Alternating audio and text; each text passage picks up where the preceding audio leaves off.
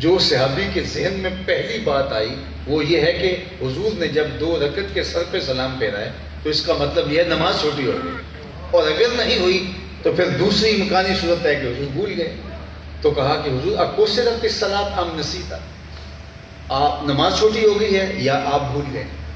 تو حضور علیہ السلام نے صحابہ کی جانب دیکھا کہ یہ ذوالیدین درست کہہ رہے ہیں، تو انہوں نے کہا جی آپ نے 2 رکعتیں پڑھائی اور سلام پھیرا۔ تو حضور نے وہیں سے 2 رکعتیں پڑھائی۔ ہمارے ہاں یہ ہے کہ اگر مقتدی امام سے کلام کرتا ہے تو مقتدی کی نماز ٹوٹ گئی، اور اگر امام نے کلام کیا تو امام کی ٹوٹ گئی، امام کی ٹوٹی تو باقیوں کی بھی ٹوٹ گئی۔ اور یہاں امام نے مقتدیوں سے کلام کیا، مقتدیوں نے امام سے کلام کیا، ذوالیدین نے حضور سے بات کی، حضور نے صحابہ سے بات کی، جہاں سے نماز چھوڑی تھی وہیں سے شروع کی۔ معلوم ہوا اوروں سے ہم کلام ہونے سے نماز ٹوٹتی ہے۔ السلام علیکہ ایھا النبی جس کے لیے نماز میں پڑھتے ہیں اس سے ہم کلام ہونے سے نماز کہتے ہیں۔ تو حضور علیہ السلام نے ان کا نام رکھا تھا ذوالیدین۔ کسی نے حضرت ذوالیدین سے کہا کہ یہ تو حضور لاڈ سے تمہیں ذوالیدین کہتے ہیں، نام تو تمہارا کوئی اور ہی تھا۔ تو حضور نے لاڈ سے ایک دن ذوالیدین کہہ دیا، نام ہی یہ پڑ گیا۔ تو تمہارا اصلی نام کون سا ہے؟ تو انہوں نے کہا اصلی وہی ہے جو حضور نے بتایا۔ ساری زندگی نام ہی نہیں بتایا، کہا میرا اصلی نام وہی ہے جو حضور نے بتا دیا، حضور نے جو کہہ دیا وہی میرا۔ اللہ، تو صحابی کے ذہن میں آیا نماز چھوٹی ہو گئی ہے۔ تو اب یہاں حضور نے ہاتھ آگے بڑھایا تو صحابی نے کہا حضور کوئی نیا امر مشروع ہے نماز میں جو آپ نے ہاتھ آگے بڑھایا؟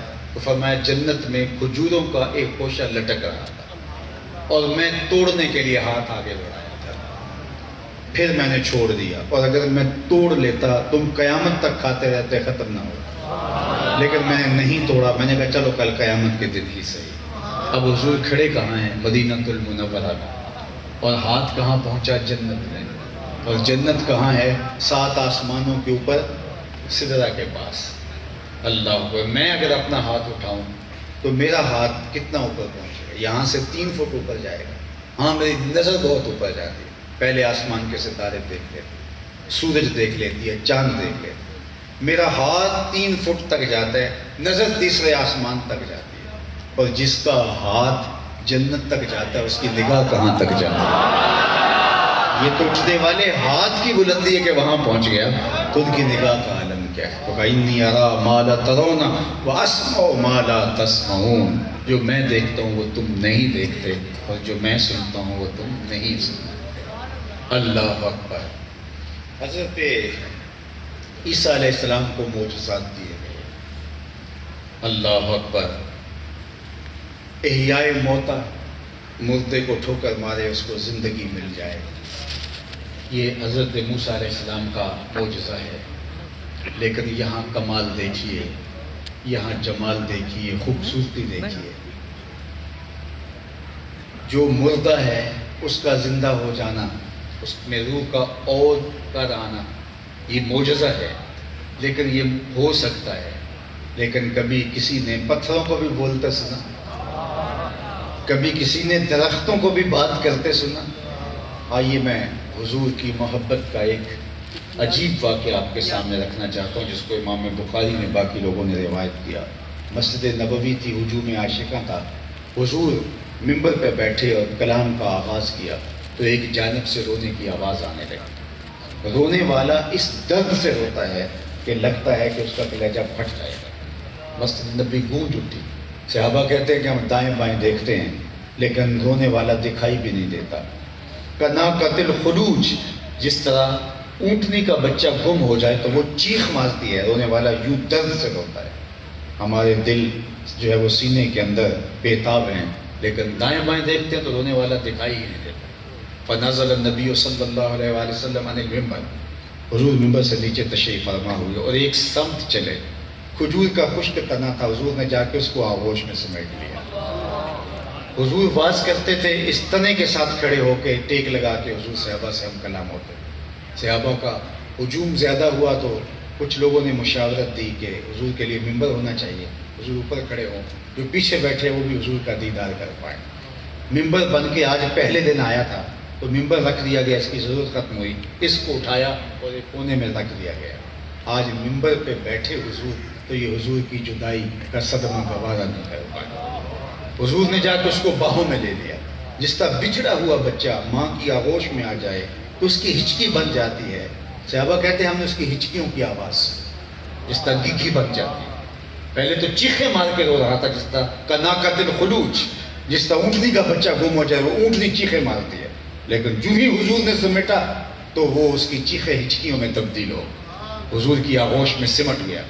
آقا اس کے اوپر شفقت کا ہاتھ پھیرتے رہے، بار بار پھیرتے رہے۔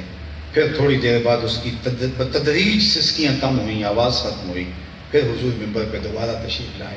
صحابہ کی آنکھوں میں حیرت تھی، استعجاب تھا، کبھی درخت بھی روئے ہیں، یہ کیا دل آویز کہانی ہے۔ تو آقا کریم نے فرمایا لو لم افعل ھذا لھن الی یوم القیامہ، صحابہ اگر میں ممبر سے اتر کے اپنے عاشق زار کو یوں تسلی نہ دیتا تو یہ قیامت تک روتا ہی۔ اس کی سسکیوں کی آواز زائرین مدینہ سنتے جو یہاں حاضر ہوتے، اس تنے حنانہ در ہجر رسول زار میں نالت جو ارباب عقول میں کہتے ہیں، جس طرح عقل مند لوگ روتے ہیں، اس طرح اس نے رو رو کے حضور کے پیار میں محبت اور الفت کی ایک انوکھی داستان رقم کر دی۔ یہاں تو درختوں کو زندگیاں مل رہی ہیں، یہاں تو پتھر بول کے کلمے پڑھ رہے ہیں، اور سڑیاں کھجوراں اگا جان اور پتھراں کلمے پڑھا جان رہے، قطرے کو سمندر ذرے کو ستارہ کرتے ہیں، کونین کو خم آ جاتا ہے جب زلف سوارا۔ جس نبی کے جس معجزے کو بھی دیکھو اور پھر حضور میں تلاش کرو، آپ کو ملے گا کہ اللہ نے حضور کو کس کمال پہ رکھا ہے۔ حسن یوسف دم عیسیٰ ید بیضا داری، آنچے خوباں ہما دارت تو تنہا داری۔ خوبصورت اور زہرہ جمال اور پری پیکر، مہرو مہوش اور خوبرو لوگوں کے اندر جو بکھرے بکھرے حسن ہیں، رب نے وہ سارے ایک پیکر میں جمع کر دیے اور نام محمد رکھا۔ کائنات حسن جب پھیلی تو لامحدود تھی، اور جب سمٹی تو نام محمد بن کے رہ گیا، ان کا نام بن کے رہ گیا۔ اتنا حسن، اتنا جمال۔ جناب یوسف کی کہانی، اللہ زنان مصر انگلیاں کاٹ لیتی۔ زلیخا کو پہلے اعتراض کیا کہ عزیز مصر کی بیوی ہو کے، ملک تیموس کی بیٹی ہو کے ایک غلام پہ دل ہار گئی۔ زلیخا نے ان کو جواب نہیں دیا۔ اقبال نے کہا تیرا علاج نظر کے سوا کچھ اور نہیں۔ کہا کہ میں دلائل دوں گی تم نہیں مانو گی۔ گھر میں بلایا، ناشپاتیاں ہاتھوں میں دی اور چھریاں کانٹے دیے، اور کہا اب آغاز کرو کھانے کا۔ ادھر سے جا کے جناب یوسف سے کہا وقالت تخرج علیہم، 2 لمحوں کے لیے آ جا، میرے پیار کی لاج رہ جائے۔ یہ کہتی ہے غلام پہ دل ہار گئی، ان کو پتہ چل جائے غلام ہے کہ امام ہے۔ اللہ، وہ ناشپاتیاں یا سیب کاٹنے لگی، ادھر سے جناب یوسف آئے، فقطعن ایدیہن، تو کاٹنے لگی ناشپاتیاں لیکن اپنی انگلیاں کاٹ۔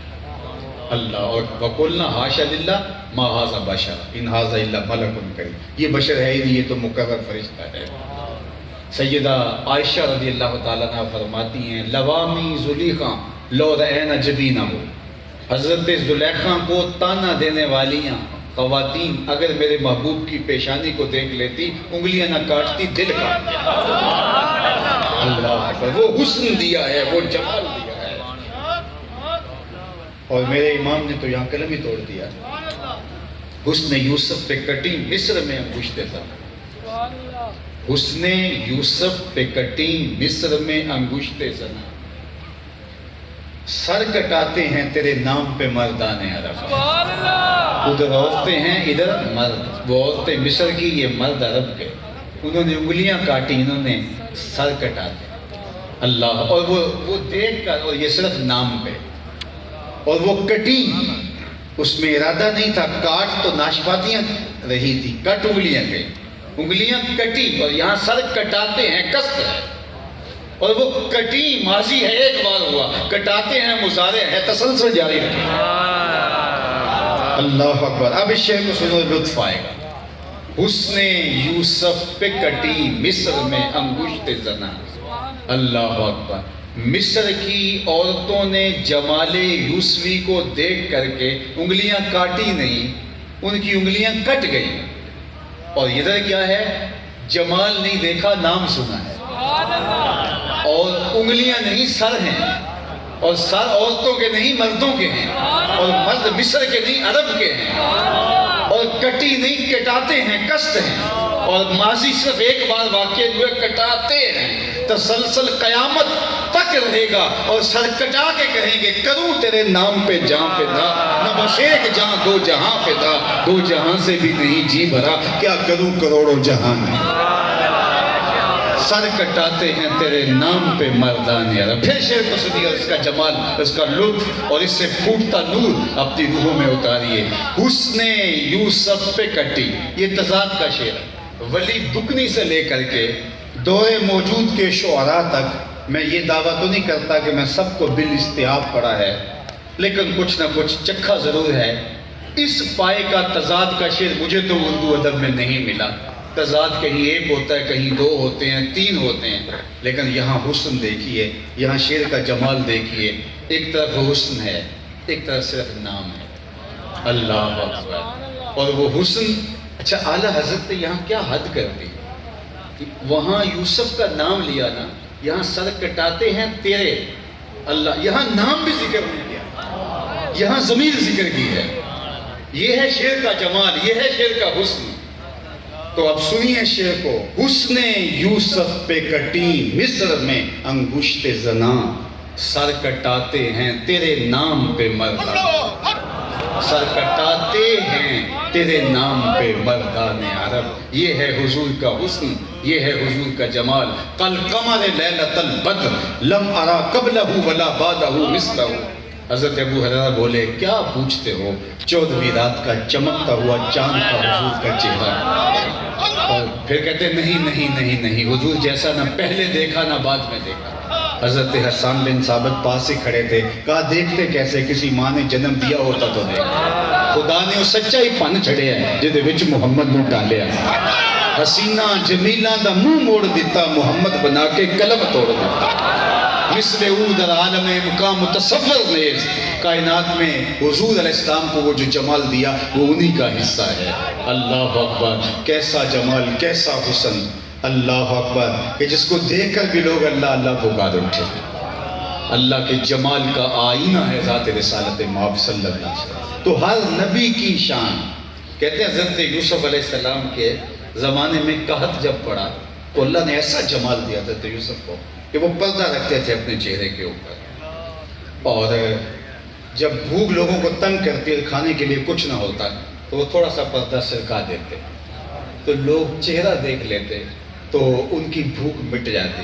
تو 3 مہینے یوں گزرے، نئی فصل آنے سے میں 3 مہینے رہتے تھے، بھوک بہت تنگ کرتی تو محل کے باہر آ جاتے، اور وہ خرامہ بالکونی میں آتے اور تھوڑا سا نقاب سرکھتے اور چلے جاتے۔ 8 پہر کے لیے غذا کافی، پھر اگلے 8 پہر کے لیے آتے۔ 3 مہینے یوں گزرے تو کسی نے کہا کیا کمال ہے، لیکن اب ذرا اس کا جو جواب دیا وہ بھی رنگ دیکھیے، آہنگ دیکھیے۔ 3 مہینے خلقت رجی، 3 مہینے خلقت رجی، ویک یوسف کنعانی، جنہ دیکھیا عربی ماہی رجے 2 جہاں۔ جنہوں نے ان کو دیکھ لیا پھر ان کو پیاس لگی نہیں۔ اللہ اکبر، ایسی مٹی پیاس، ایسی بھوک مٹی کہ بس اللہ اکبر، وہ جمال تھا، وہ حسن تھا، اللہ نے اپنے محبوب کو عطا کیا۔ تو تلک الرسل فضلنا بعضهم علی بعض منہم من کلم اللہ ورفع بعضهم درجات۔ کوئی فلک تیرے یار گیا، کوئی جا سدرہ تے ہار گیا، ایک کالیاں زلفاں والا سی جڑ عرشاں تو بھی لنگ پا گیا۔ میں اور آپ اس بات پر ناز کرتے ہیں کہ ہم اس آقا کے غلام ہیں۔ اللہ اکبر، میں نے کتب میں 12 نبیوں کی آرزوؤں کا تذکرہ پڑھا ہے جنہوں نے یہ آرزو کی کاش ہم حضور کی امتی ہوتے۔ ہم نے تو کوئی آرزو نہیں کی، وقت جا کے ہم سوئے تھے، مقدر بیدار ہو گئے۔ ہم پیدا ہوئے، ہمارے والد صاحب مولوی صاحب کو بلا لائے، اس میں کان میں آ کے مبارک دی، مبارک ہو تو حضور کا غلام بن گیا۔ تو یہ ایک دن کا محفل میلاد کیا، ساری زندگی حضور کے نام لگا، اور صرف محافل ذکر، محافل نعت اور محافل میلاد ہی کیا، ان کے بتائے ہوئے طریق کے مطابق، جو اتنا پیارا رسول، اتنا پیارا نبی، نبیوں کا سردار، تین سینے دی میں ٹھنڈا کھاں، شہد گلاب تے کھانڈا کھاں، تیرے ہجر وچ میں ہاڑا آکھاں، تینوں نبیاں دا میں لاڑا آکھاں۔ وہ شانوں کے مالک، وہ عظمتوں کی اونچی معراج پر جلوہ فگن اس آقا کے لیے ہماری زندگی کی ایک سانس قربان، اور یہ محفل میلاد ان کے حضور اپنی عقیدتوں کا خراج ہے۔ وآخر دعوانا ان